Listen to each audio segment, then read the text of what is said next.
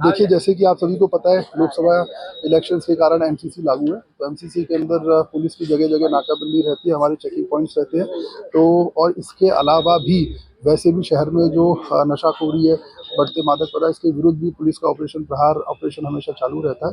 तो उसी अनुक्रम में हमको काफ़ी दिनों से ये सूचना प्राप्त हो रही थी कि एक महाराष्ट्र पासिंग का ट्रक है जो निकलता है, उसमें संभवतः अवैध शराब होने की संभावना जताई जा रही थी। तो आज प्रातः हमको मुखबिर सूचना प्राप्त हुई थी कि ऐसे ऐसे महाराष्ट्र पासिंग का एक ट्रक है आइसर, और उसके अंदर संभावना है कि उसके अंदर हमको लीकर पाई जाएगी। तो हमने जगह जगह कुछ 7-8 पॉइंट पे हमने नाकाबंदी किया था। तो उसमें जो एरोडम थाना है उसके सामने हमने गाड़ी को इंटरसेप्ट किया, और गाड़ी को इंटरसेप्ट किया जब उसकी तलाशी जब हमने ली तो हमको बाहर सुपारी के बोरे मिले। लेकिन चूंकि ट्रक से बहुत दुर्गंध आ रही थी शराब की, तो उसको जब हमने सुपारी के बोरे हटाए तो उसके अंदर हमें भारी मात्रा में अवैध शराब मिली। शराब के विषय में जब ड्राइवर से पूछा गया तो उसके पास कोई भी वैध डॉक्यूमेंट ऐसा कुछ होना नहीं बताया गया। तो हमने इसको सीज़ किया, और कुल हमको लगभग 300 के आसपास पेटी हमने सीज़ की है, जो कुछ 2700 बल्क लीटर होती है, जिसकी अनुमानित कॉस्ट 20 लाख रुपए।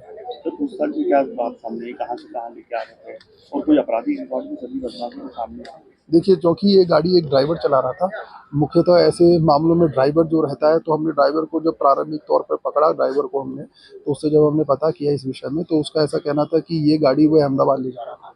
तो मुख्यतः यहाँ से उसको ये देवास नाके से मिली थी, उसके बाद यहाँ से लेके इसको अहमदाबाद ट्रांसपोर्ट करता। तो ये प्राइमा फेसाई हमको अभी ड्राइवर ने इस चीज़ के विषय में बताया है।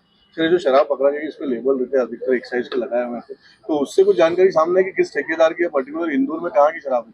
देखिए, इसका एक प्रोसेस रहता है। जैसे आप कह रहे हैं कि जो इस पे एक्साइज़ का एक लेबल रहता है, तो हम एक्साइज़ डिपार्टमेंट को लिखते हैं वो लेबल के विषय में कि भई ये इस बैच की शराब, इस बैच की दारू किस कंपनी को आपने दी थी, किस ठेकेदार के पास आई थी। तो हम अवश्य उसको पत्राचार करेंगे। उसमें जैसे ही हमको उससे जानकारी प्राप्त होती है, हम उसमें जिसकी ये शराब है उसके खिलाफ विधिवत कार्रवाई करेंगे। सर, प्रारंभिक पूछ समय ड्राइवर ने कुछ बताया कि वो इंदौर में किस ठेकेदार का माल है?